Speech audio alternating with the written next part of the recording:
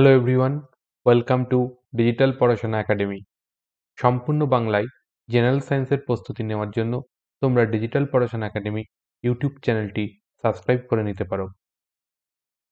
এর পাশাপাশি গুরুত্বপূর্ণ ইনফরমেশন এবং নোটিফিকেশন পাওয়ার জন্য এবং গুরুত্বপূর্ণ কিছু নোটস সম্পূর্ণ বিনামূল্যে পাওয়ার জন্য ডিজিটাল পড়াশোনা একাডেমির টেলিগ্রাম চ্যানেলে যুক্ত হয়ে যাও। লিংক ডেসক্রিপশন বক্সে দেওয়া আছে। এর পাশাপাশি বলবো যে তোমাদের এনটিপিসি সিবিটি 2 সম্ভবত এই পরীক্ষা 15ই ফেব্রুয়ারি থেকে 19শে ফেব্রুয়ারি পর্যন্ত অনুষ্ঠিত হবে, যেটা আগামীকালই নোটিশ দিয়ে জানিয়ে দেওয়া হয়েছে। এবং এর পাশাপাশি যে গ্রুপ ডির যে পরীক্ষা, সেটা 23শে ফেব্রুয়ারি থেকে শুরু হওয়ার কথা বলেছে। এবং এখানে নতুন করে যেটা বলা হয়েছে যে গ্রুপ ডি এবার দুটো স্টেপে হবে, একটা হচ্ছে সিবিটি 1 হবে এবং আরেকটা সিবিটি 2 হবে। তো তোমাদের বলবো, এখন আপাতত গ্রুপ ডির যারা প্রিপারেশন নিচ্ছ তারা সিবিটি 1 এবং যাদের এনটিপিসি সিবিটি 2 আছে তারা সিবিটি 2, এই দুটো পরীক্ষা খুব ভালোভাবে দাও, যাতে করে তোমরা এই লেভেল দুটো পাস করতে পারো।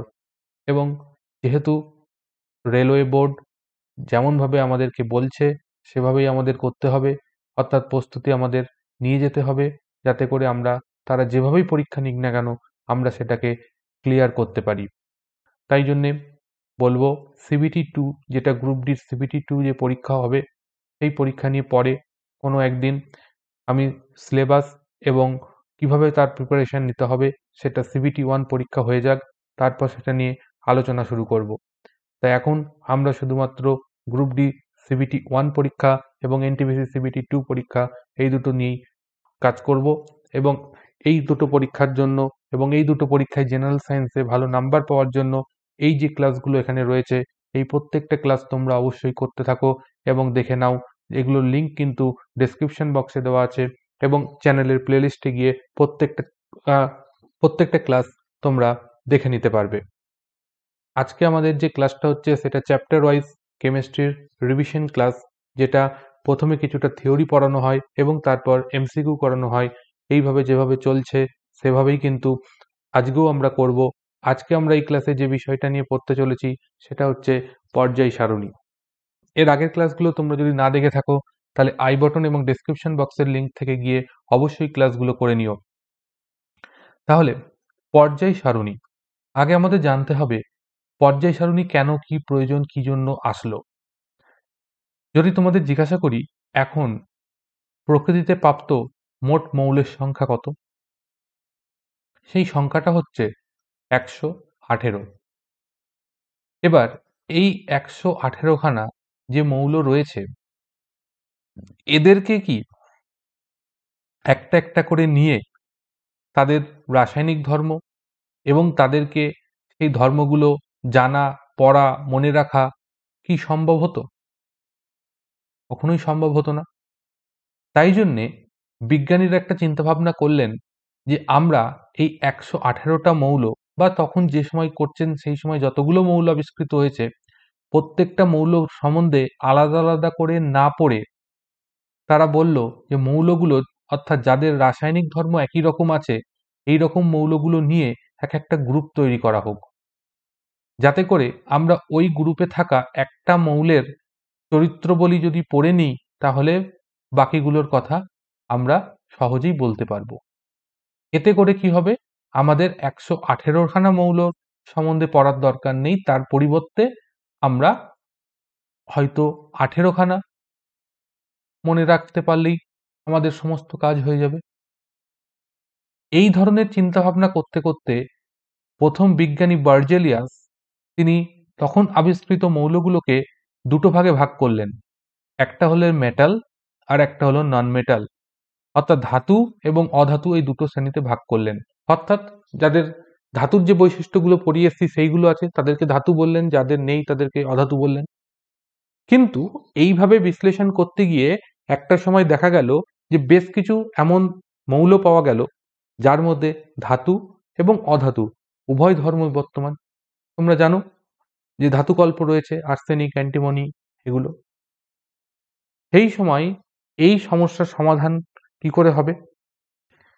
তখন বিজ্ঞানীরা আবার কাজ করা শুরু করলেন এবং তারপরই আসছেন যে বিজ্ঞানী, তিনি 1817 সালে নিয়ে আসলেন তার বিখ্যাত ত্রয়ী সূত্র।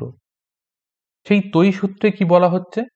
যে রাসায়নিকভাবে সদিশ প্রতি 3টি মৌলকে পারমাণবিক গুরুত্বের ক্রম অনুসারে সাজালে মাঝখানেরটির পারমাণবিক গুরুত্ব মোটামুটিভাবে অপর দুটির পারমাণবিক গুরুত্বের গড় হয়। এর ভিত্তিতে তিনি বেশ কয়েকটা গ্রুপ তৈরি করলেন। এখানে যেগুলো ইম্পর্টেন্ট সেই রকম 5খানা গ্রুপ দিয়েছি। দেখো বিষয়টা কি বলল, যে রাসায়নিকভাবে সদিশ তোমরা জানো লিথিয়াম, সোডিয়াম এবং পটাশিয়াম, এদের প্রত্যেকে কি ধাতব চরিত্র রয়েছে, এরা ধাতু। এদেরকে এরকম 3টি মৌল নিয়েছে, এই 3টি মৌল সিলেক্ট করেছেন। এখানে কি প্রথম মৌলটা এবং তৃতীয় মৌলটা মানে লিথিয়াম এবং লিথিয়াম এবং পটাশিয়াম, এদের দুজনার ভর বলছে মাঝখানের যেটা রয়েছে তার ভরের সঙ্গে কি হবে, এই প্রথম এবং তৃতীয়টার ভরের গড় এই মাঝখানের মৌলটার ভরের সঙ্গে সমান হবে। তাহলে তোমরা দেখছো লিথিয়ামের ভর 7 আর পটাশিয়ামের হচ্ছে 39, এই দুটো যোগ করলে আসে কত? 43। 43কে 2 দিয়ে ভাগ করলে আমরা গড় পাবো, সেটা আসে কত? 23। অর্থাৎ সেটা কি সোডিয়ামের পারমাণবিক ভরের সঙ্গে সমান। এটাই হলো ডোবেরিনারের ত্রয়ী সূত্র। তো ডোবেরিনারের মতে যে মৌলগুলোকে তিনি সাজাতে পেরেছিলেন তার মধ্যে এটা হচ্ছে একটা গ্রুপ। দ্বিতীয় গ্রুপে তিনি রেখেছিলেন এটা ক্যালসিয়াম, টংসিয়াম আর বেরিয়াম, এটা একটা রেখেছেন। তৃতীয় একটা গ্রুপ এখানে দেখো দেয়া আছে, এটা হচ্ছে চতুর্থ গ্রুপ আর এটা হচ্ছে পঞ্চম গ্রুপ। তিনি এই কটা মৌল সম্বন্ধে সাজাতে পেরেছিলেন। কিন্তু আমাদের তো আরো মৌল রয়েছে, শুধু তো এই 5টা গ্রুপে আমরা সাজালে তো হবে না, আমাদের আরো মৌল আছে, সেই মৌলগুলোকে কি করে সাজাবো? সেগুলোর ক্ষেত্রে তো ডোবেরিনারের ত্রয়ী সূত্র কাজ করছে না। তখন যিনি আসছেন বিজ্ঞানী নিউল্যান্ড, তার অষ্টক সূত্র নিয়ে, যেটা হচ্ছে দেখে নাও সালটা 1864 সালে, 1817 পর 1864 সাল, তখন আসছেন নিউল্যান্ড তার অষ্টক সূত্র নিয়ে।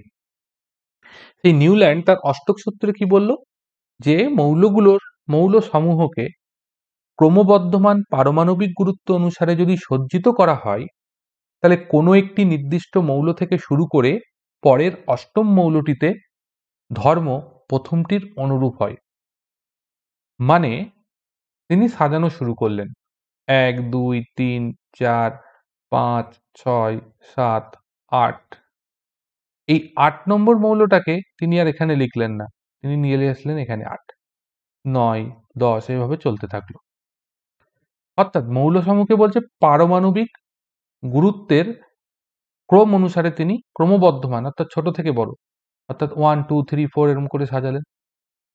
এরম করে সাজিয়ে তিনি দেখলেন যে প্রতি অষ্টম মৌল 8 নম্বরে যে মৌলটা আসছে তার রাসায়নিক ধর্ম প্রথম মৌলটার সঙ্গে সমান হচ্ছে। একই রকম ভাবে যদি আমরা 2 থেকে যাত্রা শুরু করি, তাহলে ঠিক 8 নম্বর মৌল হচ্ছে 9, এই 9 আর 2 এর পারমাণবিক ভর মানে রাসায়নিক ধর্ম এক হচ্ছে। তো এই নিউল্যান্ড তখন এই সূত্রটা দিলেন এবং তার নাম দিলেন অষ্টক সূত্র। এটা যেমন গানের যে সুর থাকে সা রে গা মা পা ধা নি সা, এই যে আবার সা চলে এলো, অর্থাৎ আবার রিপিটেশন হচ্ছে, অর্থাৎ পুনরাবৃত্তি হচ্ছে। এখান থেকেই আসছে আমাদের পুনরাবৃত্তি হওয়ার ধারণাটা। তাহলে এটা ছিল নিউল্যান্ডের অষ্টক সূত্র। কিন্তু নিউল্যান্ড যখন তার অষ্টক সূত্র দিচ্ছেন, সেই সময় আবিষ্কৃত মৌল সংখ্যা কত ছিল? 56। তখন মোটে 56খানা মৌল আবিষ্কৃত হয়েছিল এবং সেগুলো সম্বন্ধে ধারণা ছিল। তাহলে আমরা এখন পেয়েছি 118টা মৌল। সেই 118টা মৌল আর এখানে 56টা, প্রায় 50%, তা দিয়ে তো আমরা বলতে পারবো না সব মৌলের ক্ষেত্রে এটা সমান। এবং তার পাশাপাশি দেখা গেল এই সূত্রটা হাইড্রোজেন থেকে ক্যালসিয়াম পর্যন্ত মৌলগুলির ক্ষেত্রেই প্রযোজ্য হলেও ভারী মৌলগুলির ক্ষেত্রে কাজ করছে না। মানে পারমাণবিক গুরুত্ব ক্যালসিয়াম পর্যন্ত, অর্থাৎ হাইড্রোজেন থেকে শুরু করে ক্যালসিয়াম পর্যন্ত যে মৌলগুলো তাদের ক্ষেত্রে খুব ভালোভাবে কার্যকর হয়ে যাচ্ছে এই অষ্টক সূত্র, কিন্তু তারপর থেকে যে মৌলগুলো আছে তাদের কারোর ক্ষেত্রে প্রযোজ্য হচ্ছে, কারোর ক্ষেত্রে প্রযোজ্য হচ্ছে না, অর্থাৎ প্রায় অচল হয়ে গেল। এবং আরো একটা জিনিস হয়ে গেল, তো তখন তো আমাদেরকে ভাবনা চিন্তা করতে হবে এবং আরো মৌল আবিষ্কৃত হওয়া শুরু হচ্ছে। তখন কি হলো দেখি। এবার নিউল্যান্ড যে মৌলগুলোকে সাজিয়েছিল সেই সাজানো অনুযায়ী সর্বশেষ যে মৌলটা ছিল সেটা হচ্ছে থোরিয়াম। অর্থাৎ নিউল্যান্ড যে মৌলগুলো সাজিয়েছিল অষ্টক সূত্র অনুযায়ী তার সর্বশেষ মৌল যেটা ছিল সেটা থোরিয়াম। তাহলে নিউল্যান্ডের সূত্র ক্যালসিয়াম পর্যন্ত প্রযোজ্য হচ্ছে, তারপর আর প্রযোজ্য হচ্ছে না। এই সময় যিনি আসছেন বিজ্ঞানী মেন্ডেলিভ 1869-এ, তিনি কি করলেন যে এই মেন্ডেলিভ যখন কাজ করতে আসছেন তখন আবিষ্কৃত মৌল সংখ্যা হয়ে গেল এটা।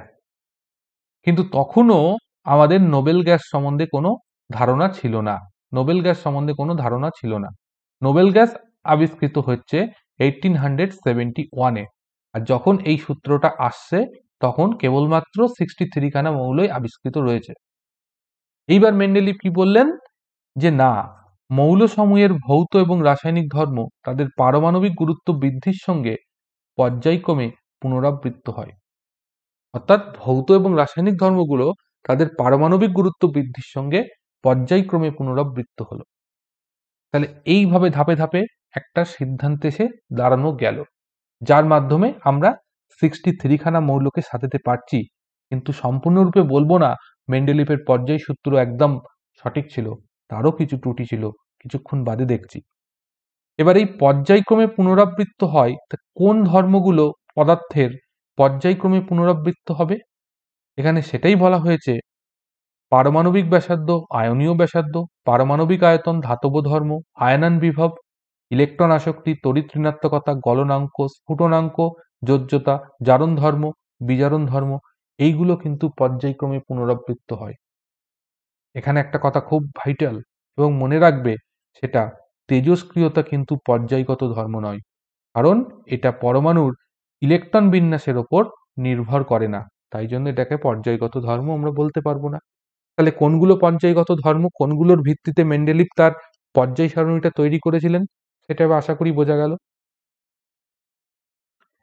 এবার এই মেন্ডেলিভের পর্যায় সারণী আগেই বলে দিয়েছি যে এই সময় মোটে 63 খানা মৌল আবিষ্কৃত ছিল। এই সময় নিষ্ক্রিয় গ্যাসের কোনো ধারণা ছিল না। এই জন্য আমরা মেন্ডেলিভের যে মূল পর্যায় সারণী, যার ছবিটা আজকে আমি দিতে পারিনি, নেক্সট ক্লাসে তোমাদেরকে দেখাবো, সেই মেন্ডেলিভের যে মূল পর্যায় সারণী সেখানে কোনো নিষ্ক্রিয় গ্যাস ছিল না। এই মূল পর্যায় সারণীতে আমরা দেখব 7 খানা পর্যায় ছিল এবং 8 খানা শ্রেণী ছিল, যেগুলো এইভাবে রোমানে 1 2 3 4 করে 8 পর্যন্ত নাম্বারিং করা ছিল। তো পরবর্তীকালে যখন নিষ্ক্রিয় গ্যাস আবিষ্কার হলো তখন নিষ্ক্রিয় গ্যাসগুলোকে রাখার জন্য তো একটা জায়গার প্রয়োজন পড়লো। তখন সেই নিষ্ক্রিয় গ্যাসগুলিকে রাখা হলো, তার জন্য 0 শ্রেণী বলে একটা শ্রেণী নামকরণ করা হলো, যেটা ওই 8 নম্বর শ্রেণীর বাইরে একটা শ্রেণী যুক্ত করা হলো, যেটাকে 0 শ্রেণী নাম দেওয়া হলো। সেই কারণে এই মেন্ডেলিভের পর্যায় সারণীর আধুনিক সংস্করণে আমরা 7টি পর্যায় এবং 9টি শ্রেণী দেখতে পাই। এবার মেন্ডেলিভের পর্যায় সারণীর কি গুরুত্ব ছিল?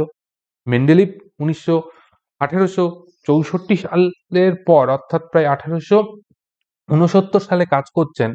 সেই সময় তিনি যা কাজ করেছেন সেটা অনেক গুরুত্ব, কারণ তিনি প্রথম মৌলসমূহের ধর্মভিত্তিক শ্রেণীবিভাগ করলেন। আগের তো ওগুলো তো ধর্মভিত্তিক ছিল না। তিনি কি করলেন, রাসায়নিক ধর্মের মিল অনুযায়ী তিনি পদার্থগুলোকে সাজালেন, তাই এটাকে বলছে ধর্মভিত্তিক শ্রেণীবিভাগ করলেন, সেটাকে মেন্ডেলিভ। তিনি এমনও কি করলেন যে অনাবিষ্কৃত মৌলের ভবিষ্যৎবাণী করলেন। মেন্ডেলিভের যে অরিজিনাল পর্যায় সারণী যখন দেখবো ওর মধ্যে বেশ কিছু জায়গা ফাঁকা রয়েছে। এই ফাঁকা জায়গাগুলোতে তিনি বেশ কিছু মৌল সম্বন্ধে ভবিষ্যৎবাণী করে গেছিলেন। সেই ভবিষ্যৎবাণী করেন এবং সেই মৌলগুলোর নাম দিয়েছিলেন। একটার নাম দিয়েছিল একা বোরন, একটার নাম দিয়েছিল একা অ্যালুমিনিয়াম, একটার নাম দিয়েছিল একা সিলিকন। পরবর্তীকালে এই জায়গাগুলোতেই যে মৌলগুলো আবিষ্কৃত হয়েছে খুব ইম্পর্টেন্ট, জানতে চাই পরীক্ষায়। এটা কি? একা বোরনের জায়গায় আবিষ্কৃত হয়েছে স্ক্যান্ডিয়াম, মানে একা বোরনের যে সমস্ত ধর্ম সম্বন্ধে তিনি প্রেডিক্ট করেছিলেন সেটা পরবর্তীকালে আবিষ্কৃত স্ক্যান্ডিয়ামের ধর্মের সঙ্গে মিলে যায়, সেটার নাম হয়ে যায় স্ক্যান্ডিয়াম। একা অ্যালুমিনিয়াম, তার জায়গায় যেটা আবিষ্কৃত হয় সেটার নাম হয় গ্যালিয়াম। একা সিলিকনের জায়গায় যেটা আবিষ্কৃত হয় তার নাম হয় জার্মেনিয়াম। এদের যদি সংকেত লিখি, এটা হচ্ছে Sc, এটার সংকেত হচ্ছে Ga, আর এটা হচ্ছে জার্মেনিয়াম Ge। এবার আগেই বলেছি মেন্ডেলিফের যে পর্যায় সারণী ত্রুটিমুক্ত ছিল না, প্রচুর ত্রুটি ছিল, কিন্তু তারপরেও গুরুত্ব এই সমস্ত কারণের জন্য। ঠিক কি? প্রথম যে ত্রুটিটা রয়েছে পর্যায়ক্রমে অসঙ্গতি, কিছু পর্যায়ক্রমে অসঙ্গতি ছিল। এরকম আর্গন, কোবাল্ট, টেলুরিয়াম, থোরিয়ামকে তিনি কি করেছিল, এই পটাশিয়াম, নিকেল, আয়োডিন এইগুলোর আগে এদেরকে স্থান দিয়েছিল। কিন্তু দেখা যায় যে এইগুলোর, এই সমস্ত যৌগগুলো যে দেখছি, মৌলগুলো দেখছি, এদের পারমাণবিক ভর এদের তুলনায় বেশি, কিন্তু তিনি কি করেছেন, এইগুলোকে আগে স্থান দিয়েছে, আর্গনকে আগে স্থান দিয়ে দিয়েছে। আর্গন আগে করেছেন, তারপরে তারপরে তিনি পটাশিয়ামকে রেখেছেন। কিন্তু দেখা যাচ্ছে আর্গনের ভরটা পটাশিয়ামের থেকে বেশি। তাহলে হিসাব অনুযায়ী কি হওয়া ছিল, তার কথা অনুযায়ী আগে পটাশিয়াম হওয়া উচিত ছিল, পরে আর্গন হওয়া উচিত ছিল, কিন্তু তা হয়নি। তিনি কোবাল্টকে আগে স্থান দিয়েছে, তারপর নিকেলকে স্থান দিয়েছে, কিন্তু দেখা যাচ্ছে পারমাণবিক ভর নিকেলের কম, কোবাল্টের বেশি। তো এই ধরনের বেশ কিছু ত্রুটি বিচ্যুতি তার মধ্যে রয়ে গেছে। এটাকেই বলা হচ্ছে পর্যায়ক্রমে অসঙ্গতি। এই দুটো বললাম কেন, এই দুটো পরীক্ষায় প্রশ্ন আসে, সেই জন্য এই দুটোকে পরীক্ষায় জানতে চাই যে নিকেলের আগে কোন মৌলটাকে তিনি স্থান দিয়েছিলেন। তো এখানে আরো অন্যগুলো দিয়ে দিয়েছি, তো এই দুটো হচ্ছে পর্যায়ক্রমে একটা অসঙ্গতি। এবার প্রশ্ন আসতে পারে যে তুমি করতে পারো প্রশ্ন যে কেন এরকম করেছিলেন। তার কারণ তিনি কি করেছিল, মৌলসমূহের রাসায়নিক এবং ভৌত ধর্ম অ্যানালিসিস করেছিলেন। দেখা যায় রাসায়নিক ধর্ম এবং ভৌত ধর্ম অ্যানালিসিস করলে যে পটাশিয়াম একটা কি, ক্ষার ধাতু, অর্থাৎ তার ধাতব চরিত্র রয়েছে। আর্গন কি, একটা নিষ্ক্রিয় গ্যাস। তাহলে নিষ্ক্রিয় গ্যাসকে রেখে তারপরেই তো ধাতুর স্থানটা আসে, সেইভাবেই তিনি সাজিয়েছিলেন, যেই কারণের জন্য পটাশিয়াম পরে গেছে, আর্গন আগে গেছে। এরপর তিনি একটা বিতর্কিত জায়গা ছিল, সেটা হাইড্রোজেন। হাইড্রোজেনকে কোথায় স্থান দেবেন? দেখা যায় হাইড্রোজেনের বেশ কিছু ধর্ম ক্ষার ধাতুগুলোর সঙ্গে মেলে, আবার বেশ কিছু ধর্ম হ্যালোজেনগুলোর সঙ্গে মেলে। এখন হাইড্রোজেনকে কোথায় রাখবে? ক্ষার ধাতুগুলোর সঙ্গে রাখবে না হ্যালোজেনগুলোর সঙ্গে রাখবে? এই একটা বিতর্ক সৃষ্টি হয়েছিল। সমধর্মী মৌলের ভিন্ন রূপে এবং ভিন্নধর্মী মৌলকে, আচ্ছা এটা হচ্ছে ভুল হয়েছে এখানে একটা, তো কারেকশন করে নেবে তোমরা। বলছে সমধর্মী মৌলের ভিন্ন গ্রুপে, এটা রূপে হয়ে গেছে, এটা হবে ভিন্ন গ্রুপে। এই জায়গাটা একটু কারেকশন হচ্ছে, হয়ে হবে ভিন্ন গ্রুপে। অর্থাৎ সমধর্মী মৌলগুলোকে তিনি ভিন্ন গ্রুপে রেখেছিলেন। যেমন তোমরা দেখো বেরিয়াম, লেড এদেরকে পৃথক গ্রুপে স্থান দেন, কিন্তু বেরিয়াম এবং লেডের রাসায়নিক ধর্মের মিল আছে, অথচ তিনি তাদেরকে ভিন্ন গ্রুপে রেখেছেন। আবার কপার, মার্কারি এদের রাসায়নিক ধর্মের মিল আছে, অথচ এদেরকে ভিন্ন গ্রুপে স্থান দিয়েছেন। আবার ভিন্নধর্মী মৌলকে একই গ্রুপে স্থান দিয়েছেন, সেটাও করেছেন। যেমন লিথিয়াম, সোডিয়াম, পটাশিয়াম প্রভৃতি তীব্র ক্ষার ধাতুর সঙ্গে তিনি কপার, সিলভার, গোল্ড এদেরকে রেখে দিয়েছেন। কিন্তু ওরা তো ভিন্নধর্মী, ওরা তীব্র ক্ষার ধাতু, আর কপার, সিলভার, গোল্ড এদেরকে মুদ্রা ধাতু বলা হয়। এরা তো ওদের মতন অত ধাতব চরিত্র দেখায় না, কিন্তু উনি তাদেরকে একই সঙ্গে রেখেছিলেন। এইটা একটা গন্ডগোল ছিল। ভিন্নধর্মী হওয়া সত্ত্বেও তিনি ম্যাঙ্গানিজকে হ্যালোজেনের সঙ্গে রেখে দিয়েছিলেন। এটাও কিন্তু একটা বড় গন্ডগোলে ছিল। ম্যাঙ্গানিজ Mn, যেটা একটা কি সন্ধিগত মৌল, তাকে কিসের সঙ্গে রেখেছে? হ্যালোজেনের সঙ্গে রেখেছে। এটাও একটা অসঙ্গতি ধরা পড়ে। এরপর যেটা আসে আইসোটোপের অবস্থান। আইসোটোপগুলোর কি পারমাণবিক গুরুত্ব ভিন্ন হওয়া সত্ত্বেও তিনি কি করেছিলেন, আইসোটোপগুলোকে একই ঘরে রেখেছিলেন। তিনি তো পারমাণবিক গুরুত্ব ক্রম অনুযায়ী সাজাচ্ছিলেন, তাহলে পারমাণবিক গুরুত্ব আইসোটোপের আলাদা আলাদা হয়, অর্থাৎ প্রত্যেকের তো আলাদা আলাদা ঘর পাওয়ার কথা, কিন্তু তিনি তা করেননি, তাদেরকে একই সঙ্গে রেখেছিলেন। এইগুলোই ছিল মেন্ডেলিভের পর্যায় সারণীর ত্রুটি। আর এই ত্রুটিগুলো সংশোধন করার জন্যই বিজ্ঞানী মোজলে আসলো। তিনি এসে বললেন, এক্স রশ্মি পরীক্ষা করলেন, করে বললেন যে মৌলের পারমাণবিক গুরুত্ব অপেক্ষায় পারমাণবিক ক্রমাঙ্ক অনেক বেশি মৌলিক। অর্থাৎ কোনো মৌলের পারমাণবিক গুরুত্বর পরিবর্তে যদি পারমাণবিক ক্রমাঙ্ক অনুযায়ী মৌলগুলোকে সাজানো যায়, তাহলে সেটা অনেক বেশি কার্যকর হবে এবং পারমাণবিক ক্রমাঙ্কই মৌলের অনেক বেশি মৌলিক ধর্ম। কারণ প্রত্যেকটা মৌলের পারমাণবিক গুরুত্ব একমাত্র ধর্ম যেটা নির্দিষ্ট প্রত্যেকটা মৌলের জন্য, অর্থাৎ এর দ্বারা মৌলগুলোকে অ্যানালিসিস করা অনেক সহজ হবে। তখন তিনি দিলেন আধুনিক পর্যায় সূত্র। তাকে বললেন যে মৌলসমূহের ভৌত ও রাসায়নিক ধর্মাবলী তাদের পরমাণু ক্রমাঙ্ক বৃদ্ধির সঙ্গে পর্যায়ক্রমে পুনরাবৃত্ত হয়। তাহলে এটাই ছিল আমাদের আধুনিক পর্যায় সূত্র, যার দ্বারা পরবর্তীকালে আমাদের যে আধুনিক পর্যায় সারণী পেলাম, এবং এই আধুনিক পর্যায় সারণীতে বর্তমানে আমরা কি দেখতে পাই? 118খানা মৌলকে দেখতে পাই, তার সঙ্গে দেখতে পাই 7খানা পর্যায় এবং 18খানা গ্রুপ দেখতে পাই। পর্যায় সারণীটা কিরকম দেখতে, এটা হচ্ছে এই যে দেখে নাও, এখানে 118খানা মৌল সাজানো আছে, তার মধ্যে এখানে গ্রুপ দেখো 1 2 এরকম করে দেখো, পুরো 18খানা গ্রুপ রয়েছে। 7খানা দেখো পর্যায় রয়েছে, 1 2 3 4 5 6 7 এরকমভাবে পর্যায় ভাগ করা রয়েছে, এবং আমরা প্রত্যেকটা গ্রুপ দেখতে পাচ্ছি। নেক্সট দিনের ক্লাসে আমরা প্রত্যেকটা গ্রুপের মৌলগুলো এবং তাদেরকে কি মৌল বলে সেই সম্বন্ধে দেখব। তার আগে আমরা দেখে নিই এখানে কিছু বলা আছে। সেটা বলছে গ্রুপ 1, এখানে যে গ্রুপগুলো দেওয়া হয়েছে এই প্রত্যেকটা গ্রুপ ইম্পর্টেন্ট, একটু তোমরা মনে রাখবে যে কোন গ্রুপকে কি বলে। গ্রুপ 1 সেটাকে বলা হচ্ছে ক্ষার ধাতু। ক্ষার ধাতু কোনগুলো সেগুলো এখানে লেখা আছে। এখানে গ্রুপ 1-এ দেখে নাও, এই যে গ্রুপ 1, এইখানে গ্রুপ 1-এ এই লিথিয়াম থেকে যেগুলো রয়েছে প্রত্যেকটাই কিন্তু ধাতু, প্রত্যেকটা ধাতু, হাইড্রোজেন ধাতু নয়, কিন্তু তাকে ধর্মের মিল থাকার জন্য এখানে থাকতে দেওয়া হয়েছে। এরপর দেখো যেটা রয়েছে সেটা হচ্ছে গ্রুপ 2, যেটাকে বলা হচ্ছে ক্ষারীয় মৃত্তিকা ধাতু। অর্থাৎ এই যে 2 নম্বর যে গ্রুপটা রয়েছে এদেরকে বলা হচ্ছে ক্ষারীয় মৃত্তিকা ধাতু। এইখানে 3 থেকে 12 পর্যন্ত এই যে গ্রুপ দেখতে পাচ্ছ এইখানে, এদের প্রত্যেককে বলা হয় সন্ধিগত মৌল। তারপর গ্রুপ আমরা যদি যাই 11-এ, তাদেরকে বলা হচ্ছে মুদ্রা ধাতু। গ্রুপ 11 দেখো এটা রয়েছে, একে স্পেশালি বলা হয় মুদ্রা ধাতু, কারণ কপার, সিলভার, গোল্ড এগুলো কয়েন তৈরির কাজে লাগে, এই জন্য এদেরকে মুদ্রা ধাতু বলা হচ্ছে। এরপর রয়েছে দেখো গ্রুপ 15-এ চলে যাব, তাদেরকে বলা হচ্ছে নিকোটিনোজেন। নিকটিনোজেন, যেখানে নাইট্রোজেনরা রয়েছে এই নীল রঙের, এটাকে বলা হচ্ছে নিকটিনোজেন। 16 নম্বর যেটা রয়েছে তাদেরকে বলা হচ্ছে চ্যালকোজেন, যেটা অক্সিজেন সালফার রয়েছে। গ্রুপ 17 তাকে বলা হচ্ছে হ্যালোজেন, আর গ্রুপ 18 যেটা রয়েছে তাদেরকে বলা হচ্ছে নিষ্ক্রিয় গ্যাস।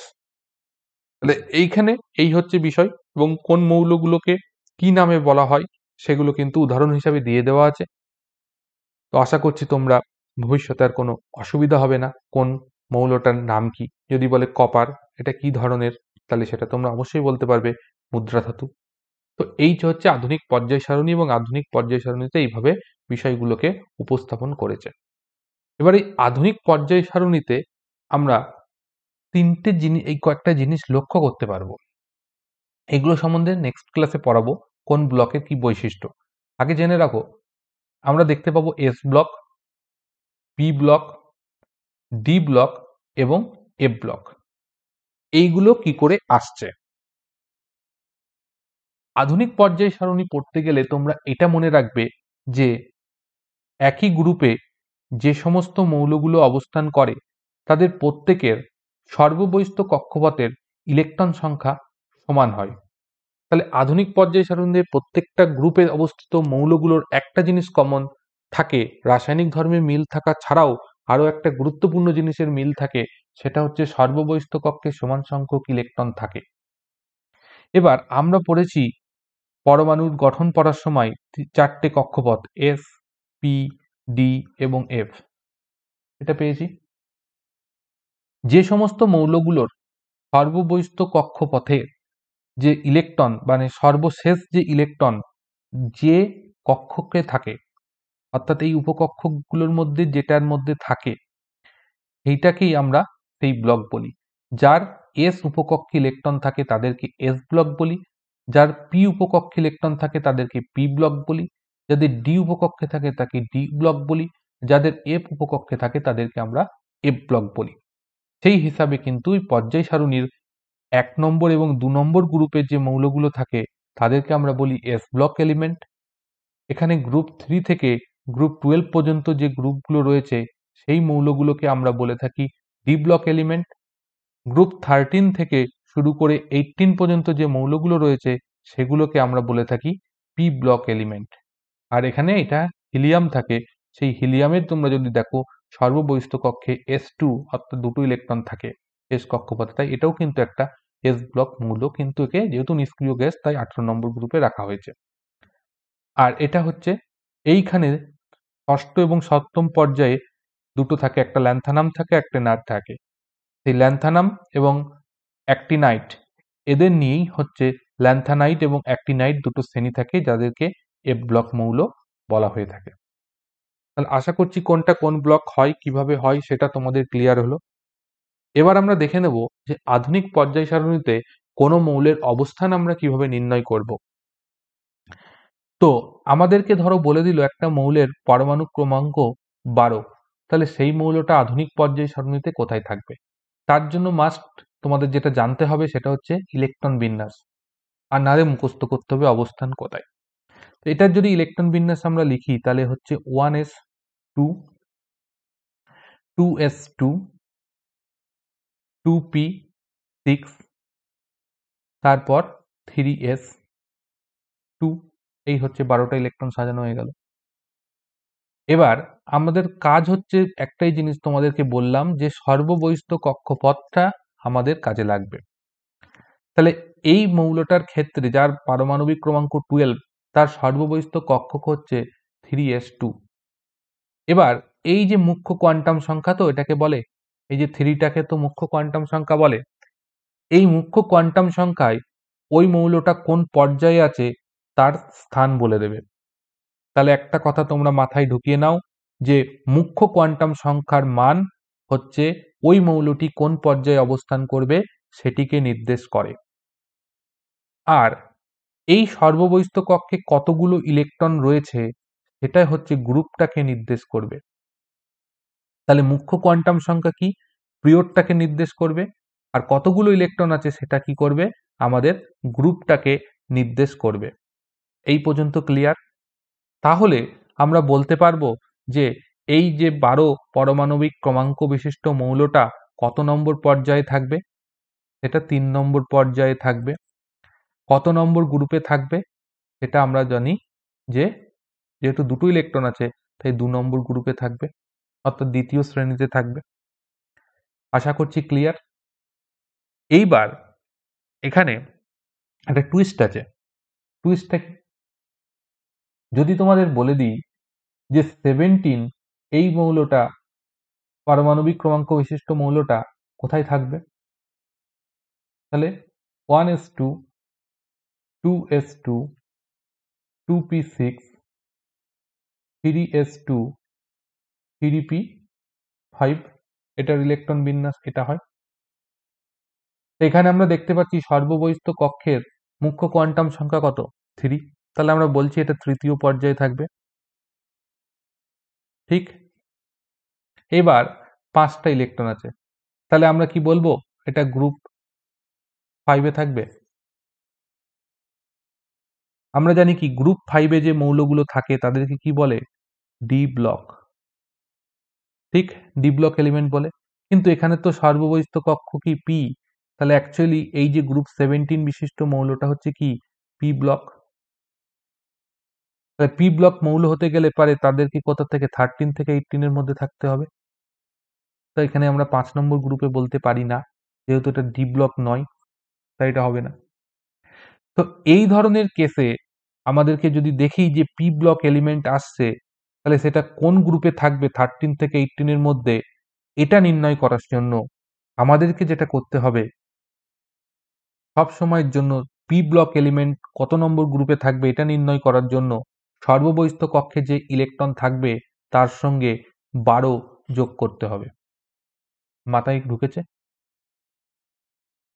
যখন কোনো পি ব্লক এলিমেন্ট হবে, সেই পি ব্লক এলিমেন্টকে যদি পর্যায় সারণীর অবস্থান নির্ণয় করতে হয়, তাহলে সর্ববহিস্থ কক্ষে যে কটা ইলেকট্রন আছে, অর্থাৎ সর্ববহিস্থ কক্ষক পি, তাতে যে কটা ইলেকট্রন থাকবে সেই ইলেকট্রনের সঙ্গে 12 যোগ করতে হবে। তাহলে যা আসবে সেটাই হবে তার গ্রুপ নাম্বার। তাহলে 5 এর সঙ্গে 12 যদি যোগ করা হয়, তাহলে পরে আমাদের আসবে 17, অর্থাৎ 17 পরমাণু ক্রমাঙ্ক বিশিষ্ট মৌলটা গ্রুপ 17-এ অবস্থান করবে। It is clear? আশা করছি তোমরা বুঝতে পেরেছো। এটা নিয়ে আর বেশি যাচ্ছি না, এরপর মাথা ঘুলিয়ে যাবে। তো এবার আমরা কোশ্চেন করতে চলে যাই। দেখো প্রথম প্রশ্ন কি বলছে, নিম্নলিখিত ত্রয়ীগুলির মধ্যে কোনটি ডোবেরিনারের ত্রয়ী? তাহলে আমি পড়ানোর সময় দেখিয়ে দিয়েছি যে লিথিয়াম, সোডিয়াম, পটাশিয়াম এরাই হচ্ছে ডোবেরিনারের একটা ত্রয়ী। তাই ত্রয়ীগুলো কিন্তু মুখস্থ রাখতে হবে। এখানে তোমাদের একটা কথা বলে দিই যে তোমাদের কিন্তু এখন থেকে প্রতি সোমবার জেনারেল সায়েন্সের যে নিউমেরিক্যাল পার্ট থাকে, অর্থাৎ অঙ্ক থাকে যে সায়েন্সের থেকে, সেই অঙ্কগুলোর ওপর করে একটা ক্লাস প্রতি সোমবার আসবে। তোমরা সেই ক্লাসটা করো। ওখানে কিন্তু আমি চ্যাপ্টার ধরে ধরে রেলওয়ে গ্রুপ ডির প্রিভিয়াস ইয়ার এবং আরও গুরুত্বপূর্ণ কিছু পরীক্ষার থেকে নেওয়া কোশ্চেন নিয়েই কিন্তু আমি ওই ক্লাসটা করাচ্ছি। সেখানে তোমাদের আশা করছি যে নিউমেরিক্যালের পার্টটা কমপ্লিট হবে। যদি ডোবেরিনারের তৈর প্রথম এবং তৃতীয় সদস্য যথাক্রমে ফসফরাস এবং অ্যান্টিমনি হয়, প্রথমটা বলেছে ফসফরাস আর এটা হচ্ছে অ্যান্টিমনি, যদি তৃতীয় হয় তাহলে মাঝেরটা কে হবে? তাহলে মাঝেরটা যে হবে সে হচ্ছে আর্সেনিক, এএস, আর্সেনিক। নিম্নলিখিতগুলির মধ্যে কোনটি ডোবেরিনারের তৈর তৃতীয় সদস্য, যেই তৈর অন্য দুই সদস্য লিথিয়াম এবং সোডিয়াম? তাহলে লিথিয়াম, সোডিয়াম, ওটা পটাশিয়াম হবে। ডোবেরিনার প্রথম লক্ষ্য করেন ড্যাশ একটি অনুঘটক। তাহলে ডোবেরিনার দেখেন যে প্ল্যাটিনাম সেটা কিন্তু একটা আমাদের অনুঘটক। নিম্নলিখিতগুলির মধ্যে কোন মৌলটি নিউল্যান্ডসের অষ্টক সূত্র অনুযায়ী দশম মৌলের সঙ্গে একই সঙ্গে থাকবে? তাহলে দশম মৌলের সঙ্গে একই সঙ্গে থাকবে।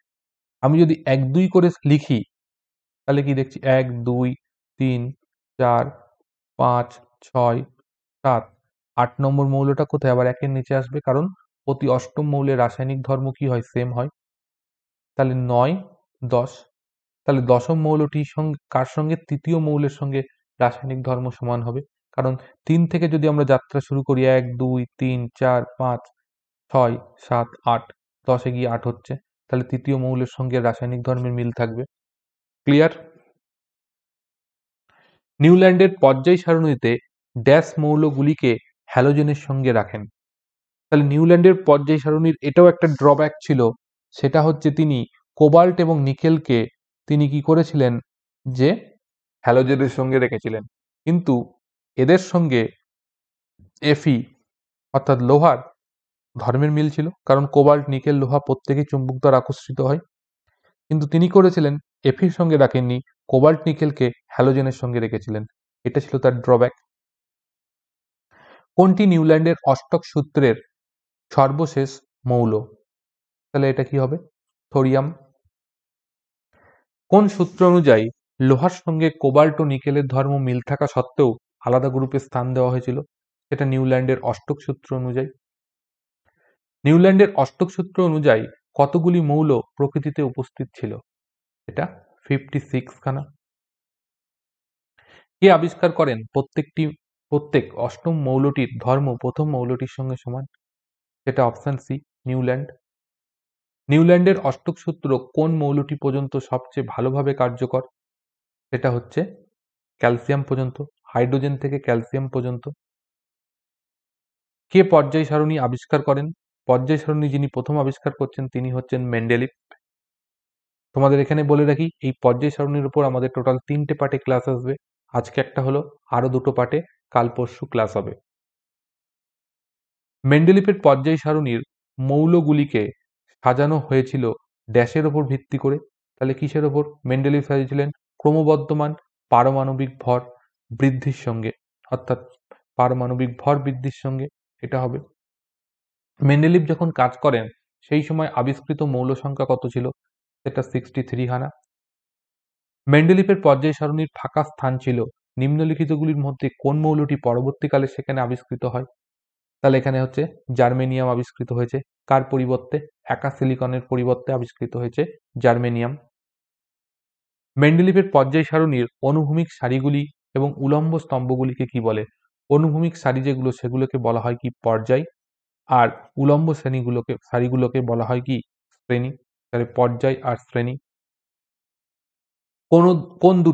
কোন দুটি মৌলের রাসায়নিক বিক্রিয়ার ফলে সৃষ্টি যৌগগুলির ওপর মেন্ডেলিভ বেশি গুরুত্ব দিয়েছিলেন? সেটা হচ্ছে অক্সিজেন এবং হাইড্রোজেন। কারণ অক্সিজেন এবং হাইড্রোজেন সবার সঙ্গে বিক্রিয়া করতে পারে, সেই জন্য অক্সিজেন এবং হাইড্রোজেনের দ্বারা সৃষ্টি যৌগগুলোর ওপর মেন্ডেলিভ বেশি গুরুত্ব দিয়েছিলেন। মেন্ডেলিভের পর্যায় সারণীতে কোন মৌলটি সঠিক স্থান পায়নি? তাহলে স্থান নিয়ে ডিসপুট ছিল, সেটা হাইড্রোজেনের। মেন্ডেলিভের পর্যায় সারণীতে নিকেলের আগে কোনটিকে স্থান দেওয়া হয়েছিল? তাহলে নিকেলের আগে স্থান দেওয়া হয়েছিল কাকে? কোবাল্টকে। বলে দিয়েছিলাম, ইম্পর্টেন্ট। এছাড়া এখানে আরো একটা মনে রাখবে, সেটা হচ্ছে আর্গনকে আগে স্থান দেওয়া হয়েছিল পটাশিয়ামের আগে, এটাও মনে রাখবে। কার সূত্র অনুযায়ী আমরা নতুন মৌল আবিষ্কারের অনুপ্রেরণা পেয়েছি? এটা হচ্ছে কি? অপশন সি, মেন্ডেলিভ, কারণ তিনি ভবিষ্যৎবাণী করেছিলেন। মেন্ডেলিভের পর্যায় সারণীর ফাঁকা স্থানগুলি আবিষ্কৃত মৌল কোনগুলি? ফাঁকা স্থানে আবিষ্কৃত মৌল হচ্ছে অপশন সি, স্ক্যান্ডিয়াম, জার্মেনিয়াম, আর এটা হচ্ছে গ্যালিয়াম, এটা হচ্ছে জার্মেনিয়াম। তাহলে একটা একা বোরন, একটা একা অ্যালুমিনিয়াম, আর একটা হচ্ছে একা সিলিকনের জায়গায় আবিষ্কৃত মৌল। আধুনিক পর্যায় সারণীর কোন গ্রুপে মৌলসমূহের সর্ববহিস্থ কক্ষের ইলেকট্রন দ্বারা সম্পূর্ণ ভর্তি থাকে? তাহলে বলেছে সর্ববহিস্থ কক্ষ ইলেকট্রন দ্বারা সম্পূর্ণভাবে ভর্তি থাকলে তারা কোন গ্রুপে থাকবে? তাহলে সেটা থাকবে গ্রুপ 18-এ, কারণ তারা নিষ্ক্রিয় গ্যাস থাকে গ্রুপ 18-এ। কোনটি আধুনিক পর্যায় সারণীর প্রথম ধাতু? তাহলে আধুনিক পর্যায় সারণীর প্রথম ধাতু কোনটি? অবশ্যই সেটা হবে অপশন বি, লিথিয়াম। আধুনিক পর্যায় সারণীর একই গ্রুপে অবস্থিত মৌলসমূহের ড্যাশ থাকে? তাহলে একই গ্রুপে অবস্থিত মৌলসমূহের কি থাকে? বহিস্থ কক্ষে সমান সংখ্যক ইলেকট্রন থাকে। বারবার বলেছি, যার দ্বারা গ্রুপ নির্ণয় করা হয়। একটি গ্রুপে মৌলের পরমাণু ক্রমাঙ্ক 12 হলে আধুনিক পর্যায় সারণীতে এটি কোন গ্রুপে থাকবে? তাহলে সেটা অপশন বি, 2 নম্বর গ্রুপে থাকবে, যেটা পড়ানোর সময় বলে দিয়েছি। নিম্নলিখিত মৌলগুলির মধ্যে কোনটি একই গ্রুপে অবস্থান করে না? দেখো, নিয়ন, হিলিয়াম এবং আর্গন এরা নিষ্ক্রিয় গ্যাস, তাই এরা গ্রুপ 18-এ অবস্থান করবে। কিন্তু জিঙ্ক সেখানে থাকে না। জিঙ্ক থাকে কত? এটাও থাকে গ্রুপ 12-এ থাকে, আর এটা সন্ধিগত মৌল। আধুনিক পর্যায় সারণীতে ক্ষার ধাতুগুলির অবস্থান কোথায়? তাহলে ক্ষার ধাতুগুলো কি? গ্রুপ 1-এ অবস্থান করে ক্ষার ধাতুগুলো। আধুনিক পর্যায় সারণীর যথাক্রমে কতগুলি পর্যায় এবং গ্রুপ বর্তমান? পর্যায় আছে 7টা, গ্রুপ আছে 18, গ্রুপ আছে কটা? 18টা। তাহলে অপশন এ হবে সঠিক উত্তর। গ্রুপ 70-তে থাকা মৌল সমূহকে কি বলা হয়? তাহলে গ্রুপ 17-এ থাকা মৌল সমূহকে কি বলা হয়? হ্যালোজেন মৌল। তৃতীয় পর্যায়ে অবস্থিত মৌলসমূহের কতগুলি কক্ষক থাকবে? তাহলে কক্ষ থাকবে তৃতীয় পর্যায়। তৃতীয় পর্যায় থাকলে আমি কি বলেছি? তৃতীয় পর্যায় সংখ্যা কি দিয়ে আসে? মুখ্য কোয়ান্টাম সংখ্যা দিয়ে আসে। তাহলে মুখ্য কোয়ান্টাম সংখ্যা n = যদি 3 হয়, তাহলে সেখানে কতগুলি কক্ষক থাকবে? অবশ্যই সেখানে 3টি কক্ষক থাকবে, কারণ k, l, m এই 3টি কক্ষক থাকে। তাহলে সেই 3টি কক্ষক থাকবে কোথায়? তৃতীয় পর্যায়ে থাকা মৌলগুলোর মধ্যে। তো আজকের ক্লাসটা কিরকম লাগলো অবশ্যই তোমরা লাইক করো। যদি কোনো এর মধ্যে থেকে জিজ্ঞাসা থাকে অবশ্যই তোমরা কমেন্ট বক্সে কমেন্ট করে জানাতে ভুলবে না। আমি তোমাদের সেই কমেন্টের উত্তর দেওয়ার চেষ্টা করব। এর পাশাপাশি বলবো তোমরা ক্লাসগুলো শেয়ার করো, এবং আজকে যদি প্রথম ক্লাস করে থাকো এবং নতুন হয়ে থাকো এবং চ্যানেলটি যদি সাবস্ক্রাইব না করে থাকো অবশ্যই সাবস্ক্রাইব করে নাও, কারণ এখানে প্রতিনিয়ত সম্পূর্ণ বাংলায় জেনারেল সায়েন্সের কমপ্লিট প্রস্তুতি তোমাদের করিয়ে দেওয়া হচ্ছে এবং তোমাদের বলবো নেক্সট ক্লাসে পর্যায় সারণীর পার্ট 2 আলোচনা করছি, সেই ক্লাসটাও তোমরা অবশ্যই করবে।